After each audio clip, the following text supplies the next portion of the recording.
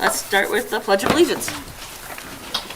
I pledge allegiance to the flag of the United States of America and to the republic for which it stands, one nation, under God, indivisible, with liberty and justice for all. All right. Up next is the program review, which is Ms. Reeder with the Truth in Taxation. Thank you very much. Welcome to the Truth in Taxation presentation for Delano Public Schools. My name is Mary Reeder, Business Manager for the district, and we will begin.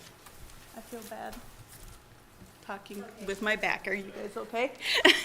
So our agenda tonight is going to be, we're going to talk about the levy certification recommendation. We're going to do an analysis of the 23 pay 24 levy, and then we'll look at the budget summaries for last school year actual and this year's projected, and we'll take questions at the end.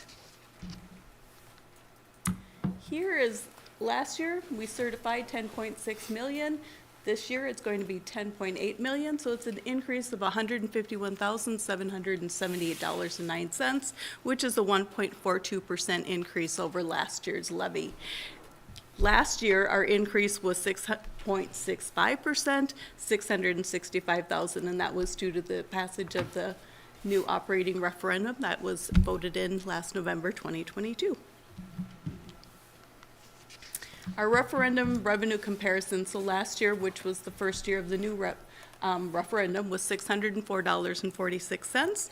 This year, with the inflation factor that was built in, it increased it by 15.53 cents over last year, so it's now almost $620, but the state average is around $1,047, so Delano was still over $400 below state average. So now we'll look at the different components of the levy and discuss those differences. The first one is the referendum revenue. So that's increasing by $56,500. The difference is we are 26 more pupil units than last year. And then when you add in the inflation increase, it's increasing that over last year by about $56,500. The referendum adjustment decreased by $8,900. The adjustments come into play when I guesstimate what our pupil units are going to be 2 years. So what you're looking at for this one, I'm guessing what those are going to be in FY25. Then the adjustments come into play when they actually round out to where we were. So the prior year, I estimated lower, and so we got a positive adjustment. This year, I still had a positive adjustment, but I guesstimated better, so the adjustment's just a little less. The voter-approved debt service decreased by $3,450, and that's based on what we actually owe for bond and principal and interest payments in next year, and those payments are a little less than what it is in the current year, which was approved last year. The debt excess adjustment, per Minnesota state statute, we have to have 105% in our debt service fund balance, and when we have too much in there, the state, they monitor that every year and they do negative adjustments. So that, we have a negative adjustment every year, and it just, depending on where our fund balance is from the prior year, they'd make that determination of what that adjustment will be. And then the debt service abatement adjustment decreased by $32,843. We had no advance abatement levy authority for the current levy, and so what they're doing is they're giving us zero, but then they're also negating what they allowed us to levy for last year. Other debt service, this is just a very small levy that we still have on some of the HVAC equipment that's still in place. So the debt service payments are going to be a little less than what they were or a little more than what they were last year. So that's why that's going up $234. And again, the negative adjustment is decreasing because we have more than 105% in our debt service fund balance. When does the debt service for the HVAC come off? I think we're on our last year. Yep. Yep. I think this levy round is the last year for that. Then we go into our other general local tax levies, and these are all the other categories that you see when you look at your tax statement. So your local optional, that's going up almost $68,000, and that's because our pupil units are higher than they were last year. But also the state aid equalization factor is different. Last year it was 89%. This year it's 97%, so a higher portion of that is being covered by levy rather than aid. The equity is increasing by $20,066, and that's due to the increase in the district's equity gap when comparing the pupil revenue components to other rural districts, as well as the increase of 26 pupil units over last year's levy. Operating capital increased by $40,366 due to the pupil units increasing, as well as the levy state aid ratio changing. The levy portion went from 35% last year to 41% this year, so a higher percentage is being covered by the levy. And Q-Comp decreased by $11,839, and that is because there had been a positive adjustment on last year's levy due to increased pupil units. And last year's levy, they prorated the basic aid, so they dumped that extra onto the levy, and they're not doing that this go around.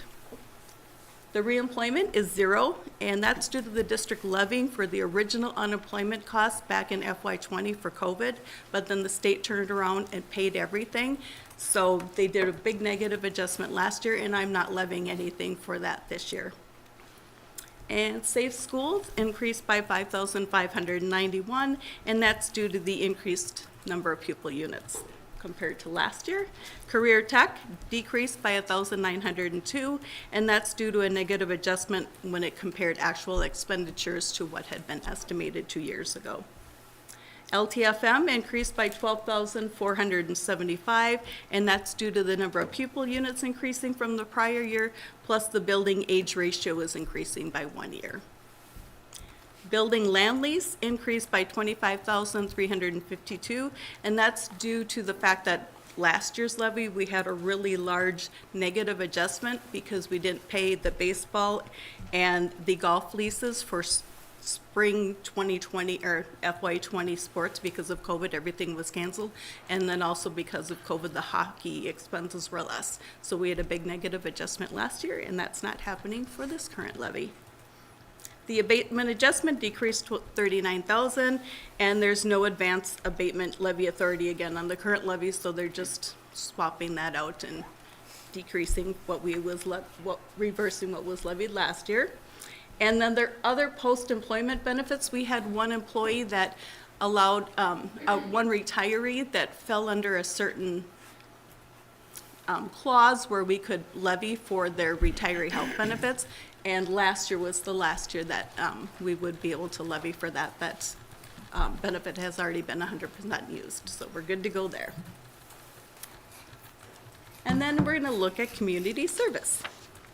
So the community ed, general, youth service, and after school, the two second portions, they're staying the same, but the community ed general is going down a little bit, and that's because for the first time, we actually qualify for aid on the community ed side. So starting in FY25, we're gonna have some community ed aid coming in rather than 100% of it being covered by the levy. The school aid childcare, that's based on actual expenditures. There's always a evening up 2 years later, so that's decreasing by $292, and that's just due to the fact that we spent less 2 years ago than what we had budgeted for or levied for. ECF and home visit revenue decreased by a total of $4,203, and that's because the ECFE tax rate decreased and more of the revenue is being covered by the aid portion rather than being covered by levy. And abatement adjustment, again, decreased $2,237, and that's because we have no authority to levy for any advance abatements this year, and they're just reversing what was done last year. Now we're going to look at our budgets. The first budget we're going to look at is the audited FY23 for our actuals. And in the 22-23 school year, the general fund unassigned fund balance decreased by $32,167. In total, the general fund balance increased by $409,486, which accounted for LTF projects that we had budgeted for last year, or in FY23, but are actually being done this year, such as the roof we had budgeted for in FY23, but we didn't actually start paying for it until just recently. And then we had also put some food service equipment purchases in capital for last year, but because their fund balance was so high at the end of the year, we switched around where that was covered to, you're only allowed to have up to 3 months in a food service fund balance, so we just moved those equipment purchases into food service. And then the food service, even after making that change with their equipment that was purchased, their fund balance increased by a little over 142,000, and most of that was due to additional government grants for food and milk that were given to the program. So that helped offset some of their expenses. Community Service Fund saw a fund balance increase of a little over 187,000, and that was due to increased program participation across all areas under community ed. Debt service increased $130,230, and the state will continue to bring that fund balance down, so we're always only at the 105% needed to cover our bond interest and principal payments. And then the trust fund, I don't ever really talk about that one. Those are funds that we have for scholarships, Wright County Conference, we run their funds in and out of there. Those are just whatever their funds are, they keep them, we move them forward into the next year, and they just move along. Now, we'll look at the current school year's budget. And so these are what we're anticipating. So in the 23-24 school year, the general fund unassigned fund balance is expected to increase by a little over $270,000. And the state aid increased the gen ed aid formula by 4%, which aided in that increase. Overall, we're anticipating the general fund is going to decrease by a little over $1 million, and most of that is due to some capital and big LTFM projects. So we have the roof at the community ed this year, as well as Tiger Drive repaving. So we're thinking that's still gonna happen in June of this year. If it doesn't, those funds will get pushed into FY25. At this time, the food service fund is anticipated to decrease their fund balance by almost $77,000. And the state of Minnesota is funding a free breakfast and a free lunch for all students. So the food service fund, it's going to see higher revenues than in the prior year. And so they do have some equipment purchases that are gonna be done here, and that's gonna help offset that little higher fund balance as well. And the community service fund is expecting to decrease their overall fund balance by a little over $4,000. And at this time, we're not budgeting for any significant changes, but that may change once teacher negotiations are complete. And then the debt service is going to increase by $112,000, and again, that's due to lower principal and interest payments for this year, and we expect that fund balance, we don't really have any control over it. The state will take it away if needed. And now we'll take any questions. Any questions for Mr. Reader? If you recall, I was vocal during school board meetings about free breakfast and lunch in this state by the state legislature that was passed last session. That's going to be one of two major reasons why in the next biennium, not this coming biennium, but in 2 years after this budget year, we'll be in a deficit. Told you so. It's just the gift that keeps on taking. And I want all of our kids to be well-fed because it does correlate to good education. But the state doesn't have to pay for every one of them, so. But we're gonna be, that's what they're projecting. We got a $2.4 billion surplus this coming, but the next biennium, which is not this legislature coming up in '24, it'll be in '25, it'll be a budget year. And they're right now forecasting a shortfall. So, not to sober things up about that, but I have definite opinions about that program. Thank you. Thank you, Mary. And I don't believe anybody's here for the hearing. Open it up to public comment from the hearing.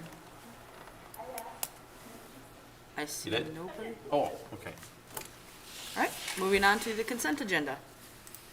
Consent agenda is posted. It's got all of your meeting minutes and bills and all of that fun stuff.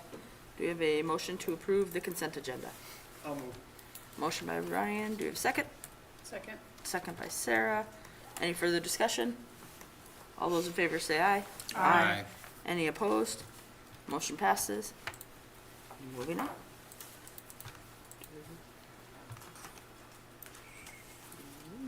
Next is, if I get there, resolution for acceptance of gifts. One second here, because it's in miniature.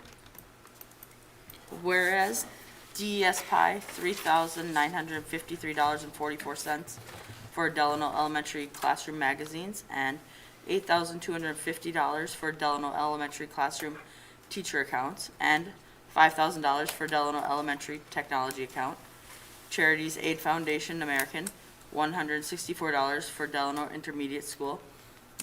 DIS Pie, $1,900 for Delano Intermediate School, 5th grade BizTown field trip, and $400 for fur trade presentation. Coca-Cola Gives and Charities Aid Foundation, $395.05 for Delano Intermediate School. DHS Pie, $172.22 for FIED and medals. Delano Wrestling Club, $3,381.79 for JV wrestling coach. Delano Tigers Athletic Booster Club, $3,205.28 for assistant boys hockey coach. And Delano Events Committee Oktoberfest account, $1,000, and an anonymous donor, $1,000 for Orange Crush Robotics Team 3026. These gifts have generously been offered to be donated to the Delano Public School District with the conditions listed above. Do I have a motion for the resolution for acceptance of gifts? So moved. We have a motion by Sue. Do we have a second? Second. Second by Sarah. Any further discussion? Roll call vote. Board Member Amy, or Johnson, sorry. Aye. Board Member Black is not here. Board Member Deppa. Aye. Board Member Gerke. Aye. Board Member Baker. Aye. Board Member Schoss. Aye. And Board Member Roser. Aye. Motion passes. Up next is personnel matters. Personnel matters are listed above, just a little bit of hiring, some recommendations for employments, and that's about it. There's I'll make the motion. a motion by Amy. Do you have a second? Second, Jim. Second by Jim. Any further discussion? All those in favor say aye. Aye. Any opposed? Motion passes. All right. Moving on to administrative reports. Up first is Superintendent Shane. Thank you, ladies and gentlemen of the board. I'll be brief this evening. Just a few slides to share with you. Some of it we might have covered in other conversations during the work session. As always, I want to make sure that we follow our vision that we have. And then I just want to give you some building updates. I do have the building committee that's going to meet, but I just had a change with a request for proposals for two projects that I'll speak with here at the fourth bullet. Our community ed roof is complete. We did a roofing project. I want you to know, though, that that came in, if you remember, that bid came in way under budget. And we just moved the timing. That's all it was. We got it out of prime time summer, and Eric and his crew were nice enough to be flexible and to move that into the fall. And it was probably the roofing company's last project for the year, so it was nice for them. That's why companies were very aggressive with their bids, which was good for us. Our solar projects are completed at the high school and the intermediate, and they're online, and they're producing electricity. So that's really good to hear, and finally up and running. Our weather station is complete too, and it is producing online data. And all of these can be accessed via the websites that will be, or the links to the websites that will be on our website eventually. We have requests for proposals. We're looking at the dollars that we saved from the community ed building to two other smaller projects, if we can fit them in. One is the elementary office doors need to be updated and improved with the, these are the double doors that lead from the office out into the school building. We need to get those wired for lockdown, and so they just need to be updated and replaced.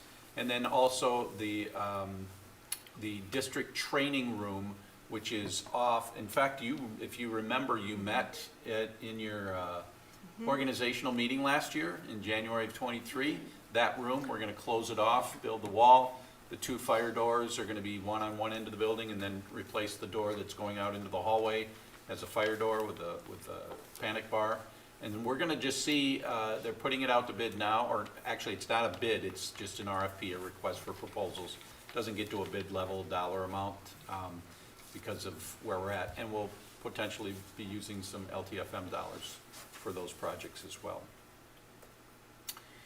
as I said, we have 2 school calendars that are going to be proposed to you for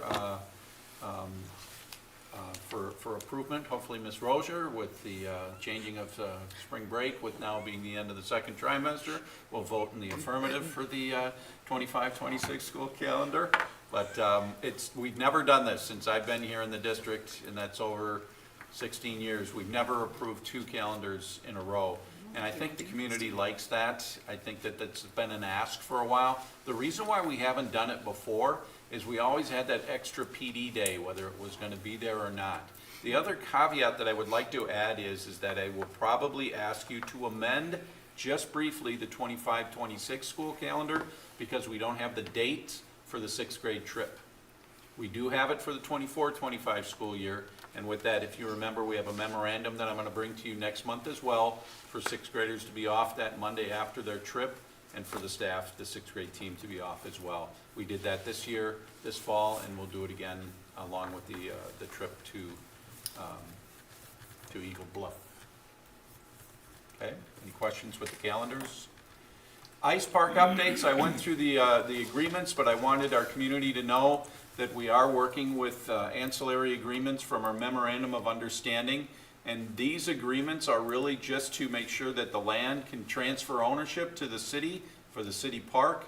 It also assumes the lease agreement that we currently have where the arena sits with DASA, and then it terminates the ground lease agreement with DEHA, because that's going to become city property.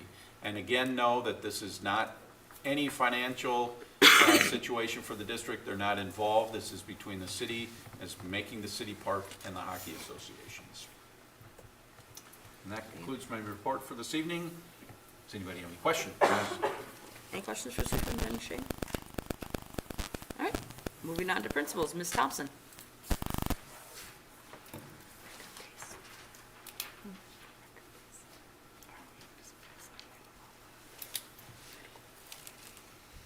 Good evening, ladies and gentlemen of the board. Thank you for having me this evening to present to you on behalf of the intermediate school. I'll go through just a few things going on at the intermediate school. We did complete our SABRS assessment as well as our FAST testing recently. I think we're a little bit ahead of the other schools. That's only because I scheduled it earlier, so I'm not sure why. We did a little early. So I'll share a little bit more detail about our FAST results at the January meeting. But at our site-based meeting, we did spend some time reflecting on the My SABRS test that we had our students take. That was the self-assessment of some of the social, emotional, academic behaviors. For the most part, it was interesting. For the most part, it was fine. Piece of cake. Most kids flew through it. But the feedback from the 6th grade team, it's always interesting when you do something new and what you learn from the first time you do it. And they did share that our 6th graders, because the screens are right there and the words are large enough on the screen, we're very concerned that other kids could see what were on their screens because they're in rows. And so a lot of them were just self-conscious. It was a little nerve-wracking for them. So teachers were just talking about, if we're going to do it in the future, these are the things that we just need to be aware of. 4th and 5th graders, no problem. But as they hit 6th grade, they start to become a little bit more aware of what their peers are paying attention to. So it's just interesting to talk about some of that feedback and how that went. For our professional development coming up, we will spend some time on Wednesday this week at our 2-hour late start, looking at our FAST data, looking at our SABRS data. Mostly what we did with our SABRS data was have our MTSS kind of small group team that includes our assistant principal, social worker, and some other teacher reps. Kind of just look through the data just initially to see where we're falling and if there's any kids flagged that we hadn't identified. So we'll go a little deeper into that on Wednesday. And then additionally, with regard to MTSS, our early data from our FAST testing is looking really encouraging. I think we're at or very near 90% in all grade levels, in all of our academic areas. And so I got to send a fun email to my teachers and say, wow, you're doing really awesome work. So that was really encouraging for us to see last week. So again, we'll take a little bit deeper look at that, but 90% is looking really good, and I'm very proud of our teachers. Some of the events we've got going on at the intermediate school, we finished up our door decorating contest, which is always a big hullabaloo. We've got some dress-up days going on this week. Student council's doing hot cocoa for everyone tomorrow. So just all of the fun holiday things as we wrap up our week. And then I would just like to end by recognizing a few people. Sandy Meyerson and Mike Daly did their band and choir concerts in December, and I just always think they do an amazing job just taking kids who have never had that experience before and getting them ready to do that. So they did a wonderful job. And then I would also just like to recognize our admin assistant, Mel Cook. She's off now on her maternity leave. She's going to have her baby any day now. So we have Megan Stegman in our front office filling in for her. So we're all getting ready and excited for her to hear the news. Any questions for the intermediate school? Any questions? Awesome. Thank you so much. Up next, Mr. Voigt, high school. Good evening, ladies and gentlemen of the board. It's a pleasure to represent the high school this evening. I have 4 relatively quick announcements. Like the intermediate school, our building SST team as well studied our SABRS data. And while we are still, of course, learning about that data and how to respond, we actually have a QComp team made up of our student support personnel who are studying exactly how best to analyze and then respond to that data. Just from a little bit global perspective, we do have 86% of our students that are low risk on that assessment tool. And while we don't yet know how to specifically or individually respond, we were happy to discover that the 14% of our students who rated either at some or high risk were already being attended to in some form or fashion by our student support personnel. So while we're still looking forward to learning more, that was a nice piece of data to recognize. With respect to our site-based leadership team, our most recent meeting, we did an analysis of our school climate survey and the trimester 1 discipline report. And I'm happy to report that in all of those indicators, everything was trending in the positive direction. So with our school climate survey, everyone had more, or I should say responded more positively than the previous spring. So that's when you're comparing the students. And again, that school climate survey is focusing on inclusion and respect. So again, every indicator there trended positive. And with our school discipline data, during the first trimester, we had 426 offenses. That sounds like a lot. A lot of those are attendance. And I think I've explained before in these meetings that we track attendance through discipline just as a means for staying on top of the numbers.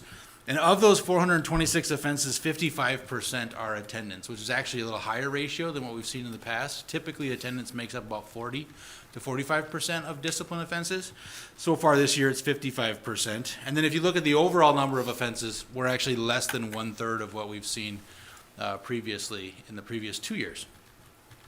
And then my last announcement is that when we return from winter break, we are going to be real heavy into the registration process. Believe it or not, we're already looking ahead at the next school year. And so, in fact, I will welcome back all of our families with a Happy New Year message. And here is a copy of the registration guide, so get thinking about what's to come. So obviously, I'll be happy to share more information. I'll be posting information relative to information nights that we'll be hosting, as well as how students are going to gather information about registration in the coming month of January. So registration is likely going to will occur the first week of February. That's all I have prepared for you. I'd be happy to answer any questions that you have relative to the high school. Any questions? Are you expecting any material changes to the registration? Obviously, this was year 1, you're going into year 2. Yeah, so the most obvious change, and actually the one I'm super excited about, is the introduction of a career exploration class in 9th grade. So we did recognize the need to provide more required classes for our 9th grade students. And in looking at trends for high schools in this economy is really identifying what students want to do after their educational pursuits. It's really important to flip the decision so students start thinking about their careers and then backwards map that to figure out, well, what kind of educational pursuits are required for that career. And then obviously they can choose more intentionally and thoughtfully their classes in high school. So we are going to roll that out for our 9th graders. And with some other associated changes we're making with our career and college exploration tools, resources. Currently we have Naviance. We're actually looking to explore other options for that. So we're looking at how we can tie whatever resource we go with to this 9th grade curriculum, student interest inventories, strengths finders, those sorts of things, college searches, career searches. Do that in 9th grade, and then how do we carry that through advisory in 10th, 11th, and 12th? So that's probably the most significant change. Yeah. Super excited about it. Everything else is just kind of minor changes around the edges, but Yeah. That's great. Any other questions? Thank you. So, thank you. Up next, Ms. Schultz.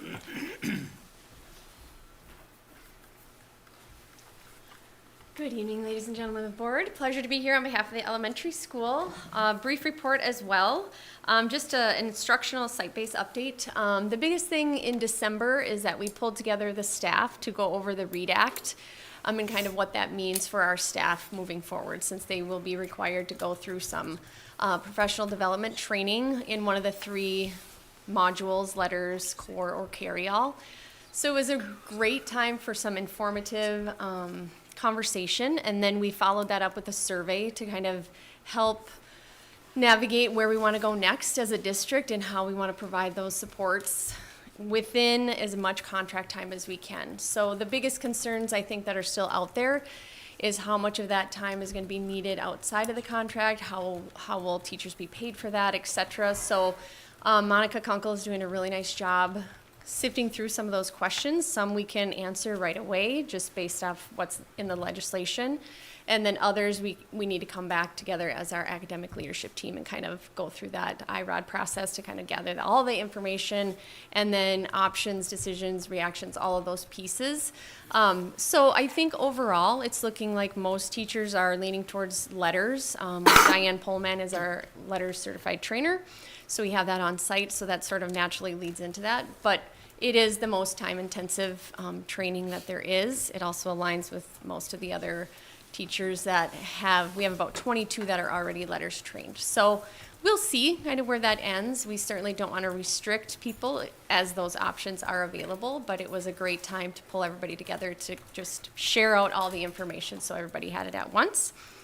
Fast testing will start the week of January 8th. So right now, before the break, we're kind of in the planning phase of how we assess. And it's unique to the elementary because we have our K and 1 kiddos that have 8 assessments for reading, for math that are done one-on-one. So our assessment window is just a little bit longer. And so it takes a little bit more time to aggregate all that data, make sure we have the right kids in intervention and go through it. So we have to pause some of that other intervention time, which is kind of a bummer, but eventually we get all the kids kind of where they need to be. So it just takes a little bit more time.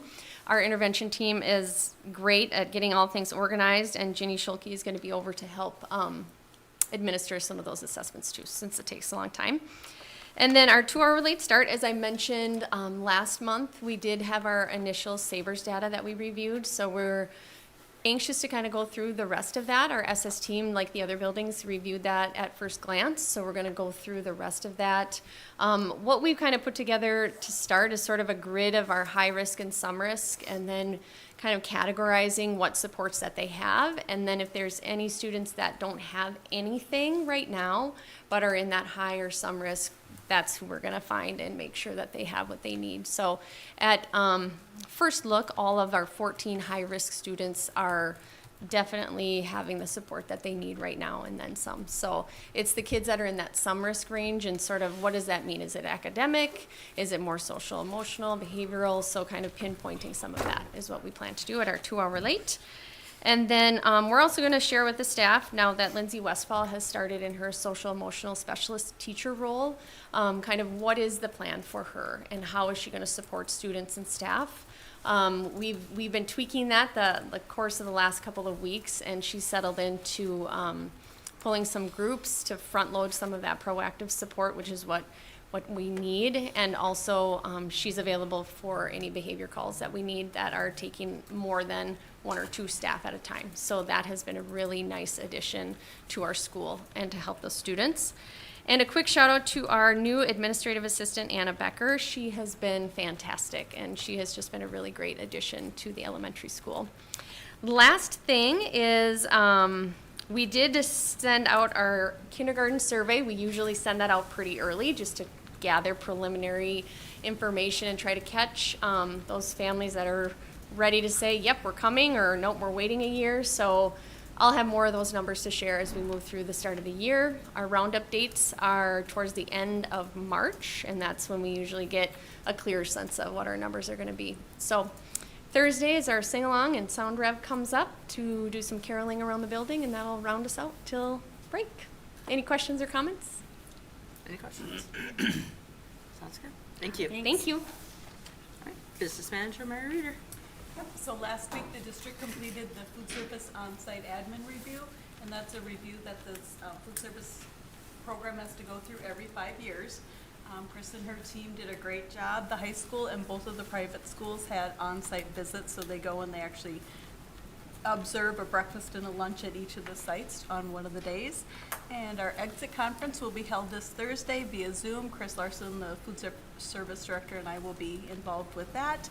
And during that exit conference, they'll let us know of any deficiencies we had. We'll have to complete some corrective action plans, but overall, I think the review went very well, and Chris and her staff should be very proud of themselves.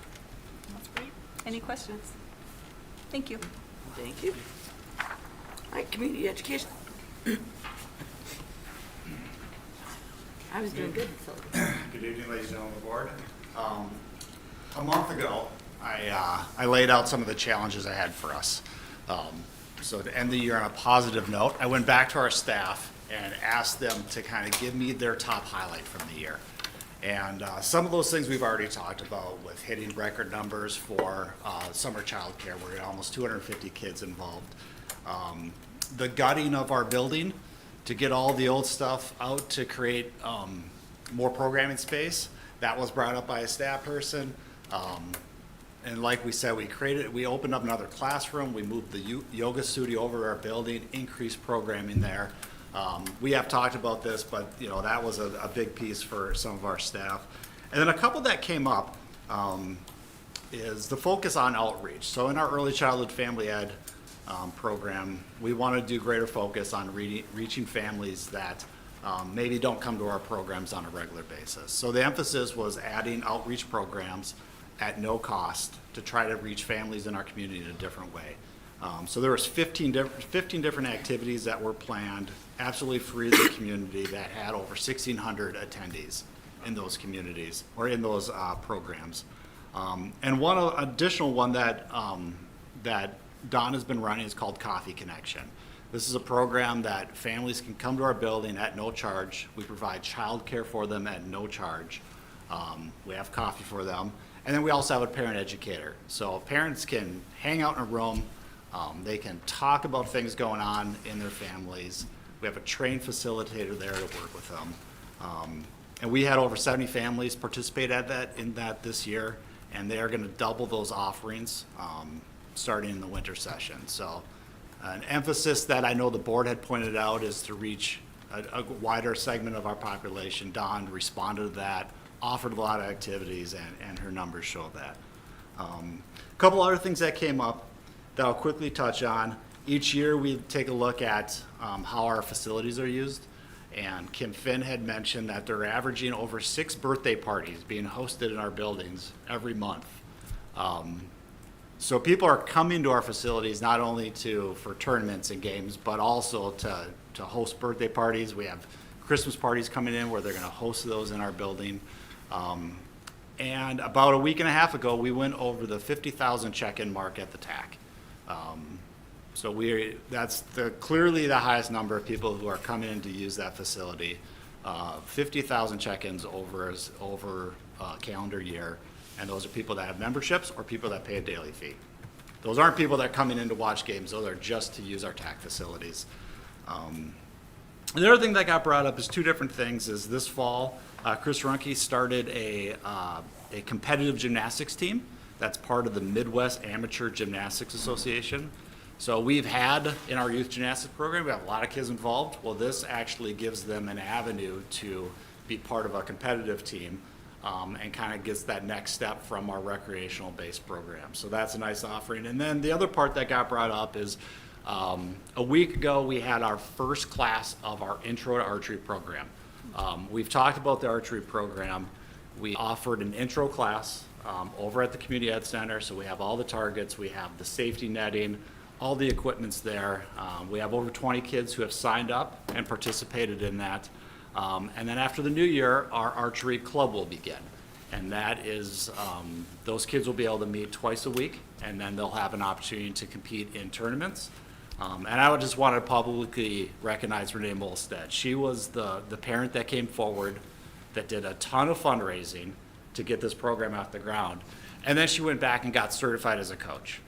So not only did she build this financially from the ground up, she's there Mondays and Wednesdays teaching kids how to properly participate in archery, and she gets a ton of credit. So this is at the very ground level, but it's kind of exciting. It's another thing we can do over at the community ed building, take some pressure off of the high school, and has a different opportunity for the youth in our community. So that's a program for grades 7 through 12 right now, and we're actively looking to add more people so we can continue to expand that program. So, but yeah, that's the highlights from our staff this year, and looking forward to hit the ground running in 2024. Any questions?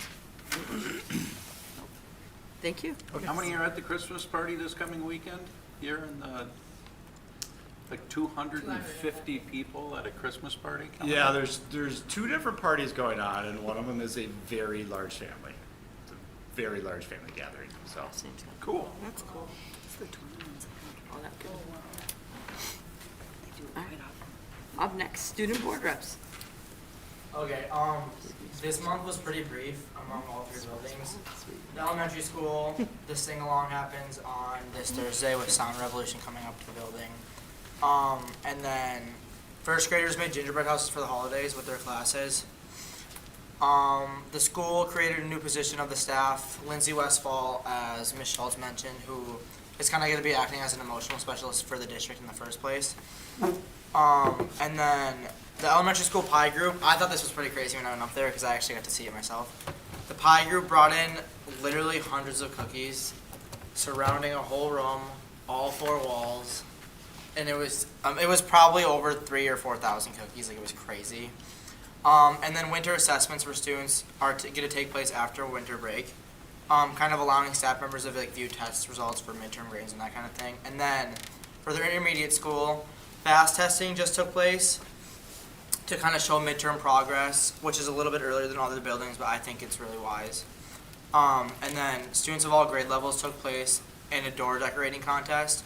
And winners among each grade level were chosen by student judges, and I think the way they did it was pretty smart because they used 15 minutes in the morning every day, and the students decorated their own door, and to be honest, the door I thought won didn't win, but it was still pretty cool, and they worked really hard. And then the dress-up days are going to take place for Christmas break this week, and the student council for that building is serving hot chocolate to every single student tomorrow. So it's pretty crazy. Sorry. High school. This month was yet another one, a quiet one for the high school. It began with finals wrapping up the first trimester. With students, I think there was an overall positive feeling for how the first trimester went on this new schedule. And a kind of exciting feelings going into the next trimester. And then as Mr. Voigt mentioned, registration is coming up next month, which is exciting. And then something we talked about is connecting with students over this next month to kind of get some feedback on how the registration process is for students and how we can maybe do it so students know what is being offered. We talked about maybe some students don't quite know like the requirements and some things that are offered as they travel farther into high school. So maybe gathering some feedback on that, try to make that process a little better. And then also another area of interest, Mr. Voigt and I talked about along with this career college and readiness class being offered into freshmen, we also talked about receiving feedback on how other maybe upperclassmen feel Delano has prepared them for life after high school. So also connecting some more surveys and talking to some students to receive feedback on that so we can try to gauge what students think of that. Just because I think that speaker that came in sparked a lot of, questions and comments from students talking about, there's more than college, I would think that's maybe something that could be interesting to see that amongst students. So Willie and I this month are going to try to figure out an effective way to get that information and feedback, just because it's kind of hard, we want to get a wide variety of students, not just one particular group. So that will be this next month coming up, which is exciting to see. And then the club fair is in full swing for this Thursday, December 21st. But actually, there's National Honor Society bingo that day, and me and Sophie, we were like technically assigned a classroom, so we have to go to that classroom. And we're both in it, like we're both in NHS. So I think we're still going to do the club fair on this Thursday, but I think we'll do some kind of bigger. It was just kind of a scheduling error, but it's not a huge deal. And then also, I think from personal feedback and a lot of things I heard, I think that Mr. Voigt and his administration in the last 5 years have went a total positive direction in regards to kind of like the career readiness and stuff, because I just feel like you haven't really heard, like even when I was in like 6th or 7th grade, like I never really heard of money things in regards to like thinking about the future and that kind of stuff. And I think just in the last 3 years, the administration has went in a total upward spiral with that. So I think that's a really good thing for our building especially. And I know for a fact that parents really like that too. Any questions? Any questions for our student board reps? Thank you. All right, moving on to board reports. First up is Masiko. Masiko's, it was a little bit of a longer meeting, so in the interest of time, you can read through there's lots of detailed minutes. We had our audit, so a big chunk of the meeting was the audit. But then the administration brought in the program director that covers off on Village Ranch and Shoalin School for Girls. Those are 2 core place programs. And so we had a lot of discussions just around staffing and intaking of those and some of the just facility things that are going on there. So there was a lot of robust conversations around Village Ranch is looking to expand, to do some construction on the residential program and how that will impact the educational program, things like that. So, like I said, it's pretty detailed. If you want some light reading, go for it, but some good nuggets there. All right. Next, or any questions for Amy? All right. District Advisory Council. Yep. So I attended that one. That was in preparation of Monica coming to the November board meeting to present. So a lot of it was finishing up the World's Greatest Workforce presentation that you all were able to see. But then the other portion of the meeting was talking about some of the legislative updates that will change how we think about some of the curriculum and the shifting of when certain classes are offered, at what grade levels and whatnot. So again, they did a great job capturing the minutes, so you can read through that and kind of get an idea of what we're looking at there. And if you have any questions, I'd be happy to bring that back to the group. Sounds good. Any questions for Amy? All right, up next is C's general meeting. I attended that. They started with a discussion on MTSS, and part of that discussion was focused around the READ Act and what districts are looking at is probably lobbying for more time and more money. A lot of schools did not prep like Delano did, and they're behind the timeline, and they're not going to get there on time. So there's a lot of discussion with the speaker on that and how do we get there. It was interesting, one of the people there raised his hand and he was like, well, this is getting expensive if we have to put 30 to 40% of our kids in intervention. And her response to him was, if more than 20% of your kids are needing intervention, then there's something wrong with your curriculum. And it started this back and forth for a while. C also discussed what they're doing in the future may look different than what they're doing right now. They've lost some members. They're trying to attract more members. And so that process is going to take a few months, but they're looking at reevaluating how do they make C more attractive to people. Also part of that MTSS discussion was the amount of effort and time it takes to be successful with MTSS, the amount of work it puts on your admin team especially. And at the very end of it, they were talking about some of the schools that they've been following, and Delano came up as one of those schools that they're following. It's put a lot of work into it and has done a good job, and so just congratulations to you guys. They recognized your guys' hard work on that. The other group that they had there was Braver Angels, and they were talking about working across that aisle. They did a thing on red words and blue words, and when we say a word, does it make you think red or blue, and how do you define that person just by the words they're saying? So it was an interesting discussion there, but a lot of time was spent on that MTSS and then the READ Act and how those are going to work together. How many, so when you say members, member districts, Yep. how many member districts have left? 2 or 3 this Yeah, year. there's been a few. They made Why? some big adjustments in the fee structure to keep Oh. Anoka Hennepin. So that might have been some reasoning, just a financial decision. The executive director's retiring. who's been The end there of this year. over 30 years. Brad Lindell is Yeah. retiring. So I don't think that's a reason why. I think it's an individual piece though, but they did do, last year they restructured the fees. Okay. And then I did Safe Schools as well with Matt. And Safe Schools kind of covered a variety of things. There was a lot of talk on the mental health piece, especially for districts. Talked about truancy a little bit, getting the mock crash set up. The person who does that doesn't work for the county anymore, so they're hiring a new person. So they'll figure it out, they said. So that'll happen. Various discussion on discipline was brought up. We will go over that again. I thought it was interesting in the delegate assembly, there was a resolution that was passed around basically asking the state to fund communication things around truancy to get kids back into school in the Minneapolis, and I think it was sponsored by the Minneapolis School District, Minneapolis and St. Paul. So is Wright County looking at something like that as well, or was it just more a general consensus working of with what are we ours. gonna do about it? Wright County's working with our principals, like they have meetings, they were talking about meetings with our principals and Yep. stuff like that, where they're very directly connected with our principals. Yeah, I don't, the Minneapolis obviously has a different scope of an issue Yeah. that will require some different, strategies. But we work pretty close with Wright County but we haven't had any kind of massive communication outreach. Yeah, so like there that. isn't anything at the county level that's being proposed? Not that I'm aware of. Interesting. Anything you want to add to Safe Schools? No, thank you. Any other questions on Safe Schools? Because I have Wright Tech too. So Wright Tech, I stepped in for Jim.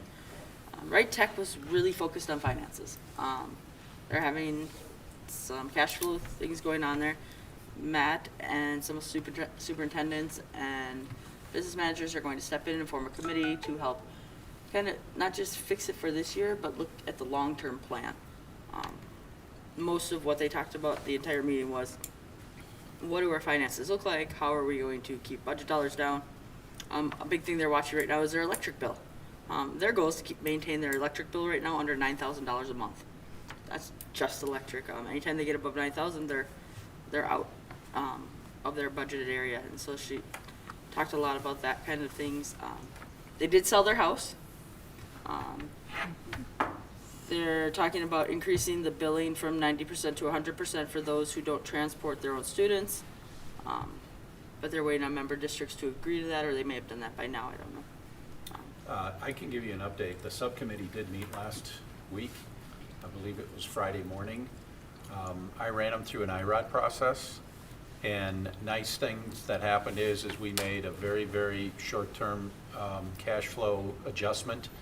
Districts are going to be billed quarterly moving forward, just to kind of help with cash flow. So they, it's month to month to month. It's like, so we're gonna bill quarterly out forward.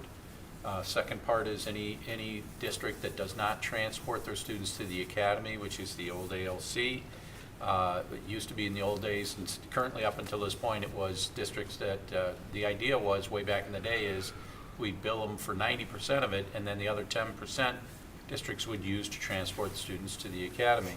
We've had such a small number of students that attend, we just never had. So I immediately said, agree, bill us for 100%. It creates a little bit of cash, but not a lot. But I can tell you this, the good news after 2.5 hours of meeting, we are going to do a debt proposed to the larger group, the advisory group, have a debt stabilization fee to basically knock out the unfunded or the unassigned deficit fund balance of $133,000. So that's going to be taken off the books, or at least proposed. We're also going to bill quarterly. We're also going to charge 100%. And by that, we're forecasting by FY and with performance this year in their budget year, we're going to look at $100,000 to the good in their fund balance, their unrestricted fund balance. The ultimate long-term goal, which will happen over probably the next 3 fiscal years, 3 to 4, is to get to their 10% fund balance of $370,000. So we made some really good progress in the 2.5 hours going through, and we made some good decisions and recommendations that'll come in front of the advisory and then come in front of the board as well. What happened? They Was had it a whole host of the maintenance stuff and the, yeah, when the wall, when when the wall was when the gonna fall walls down. crumbled? Yeah, so that we advised them, because they had, at that time, had a pretty good fund balance. Yeah. $1.2 Seemed like things were million. trucking along. And we just went, instead of doing any kind of debt service or any kind of bonding at that time, we spent down the fund balance, and then it Wiped just them was out. the money pit, it just kept on taking. And so we're here where we are, it's not anything of Brian's doing, we No. advised him, we told him, board approved it, and we're just now here where we are. Interesting enough, though, the joint powers agreement does articulate from time to time, districts are gonna need to do this. Yeah. Just the system, the way it runs, they don't operate like a district, they operate based on this usage and the number of students that are in their buildings, so. Well, you know how Masico has that like legal fund that Yep. everybody has to kick in? And there always has to be, what is it? 150,000. 150,000? It's almost like Right Tech almost needs something like that as well. They Kind of do with the fund balance, but we're just, But this is like Couldn't keep Masico's up. is on top of the fund balance. oh, okay. It is, I think the odds of high dollar, I don't want to You change won't even myself. say it out loud. Masico has a propensity to go into that arena. Well, it's because of legal. All it takes is somebody to challenge an IEP, and next thing Exactly. you know, you've spent Yeah. it in legal fees. But Yeah. it just also seems like Right Tech is an aging facility. Sure, and that's why we want to, I think they have 3 bond payments left Oh, on this, and then that's it. But each one of those payments are going directly into LTFM, and that's going to be the recommendation of Brian. Build your LTFM dollar fund balance back up where it should be. Yeah. Now that you don't stop making payments, just pay to a different, pay internally instead of externally. Interesting. Yep. Wow, it's just crazy. All of a sudden I thought, what did I, Yeah. what Yeah. happened? Interesting. But we're moving in the right direction. Any other Thanks for questions? stepping in. Yeah, absolutely. Any other We're all questions? vested in it, so. No? All right, moving on to old business. First up is to approve the second read of policy 416, drug and alcohol testing. We went over it last month. I'll make the motion. All right, we have a motion by Amy, we have a second by Sue. Any further discussion? All right, all those in favor say aye. Aye. Any opposed? Motion passes. All right, then 15A, certify the 2023 payable 2024 final property tax levy. We went over this in work session today. Do we have a motion to certify the 2023 payable 2024 final tax levy? I'll make that motion. Motion by Sarah, second. Second. Second by Sue. Any further discussion? Better check, 'cause- okay. All those in favor say aye. Aye. Aye. Any opposed? Motion passes. And moving down.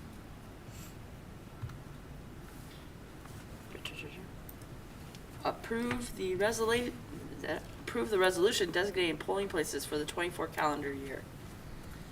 So this is something that the district has to do annually. 2024 is an even election year, so all 10 sites will be a polling place in this upcoming school year. If it's an odd year, then it usually is just the one. The city of Delano would handle all of the elections if we were to have an odd year election, but this year it's all separate polling places. Do we have a motion by Ryan? Do we have a second? Second. Second by Sarah. Any further discussion? All those in favor say aye. It's a roll call point. All, Sorry. Resolution. we move, wait, what? Resolution, roll call. Moving to a roll call vote. All right, Board Member Deppa. Aye. And Board Member Gerke. Aye. Board Member Baker. Excuse me. Board Member Schaust. Aye. Board Member Roser. Aye. And Board Member Johnson. Aye. All right, motion passes. Up next, approve the first read of policy 413, harassment and violence. We've gone over it in work session twice now. I'll make the motion. Motion by Jim. Do we have a second? Second. Second by Sarah. Any further discussion? All those in favor say aye. Aye. Any opposed? Motion passes. And 13D, Ice Park Purchase Agreement pending legal review by the district's attorney in preparation of all ancillary documents needed for closing required by the purchase agreement. We went over this in work session. Do we have a motion to approve 13D? I'm not saying that again. I'll make the motion. Motion by Amy. Do we have a second? I'll second. Second by Ryan. Any further discussion? All those in favor say aye. Aye. Any opposed? Motion passes. All right. 13E. Ice Park Assignment, Assumption, and Amendment of Lease Agreement with DASSA pending legal review by the district attorney. Do you have a motion to approve 13E? I'll motion this one too. A motion by Amy. Do we have a second? Second. Second by Sarah. Any further discussion? All those in favor say aye. Aye. Any opposed? Motion passes. And 13F, Ice Park Termination of Lease Agreement with DAHA. A motion by Ryan. Do we have a second? I'll second. Second by Amy. Any further discussion? All those in favor say aye. Aye. Any opposed? Motion passes.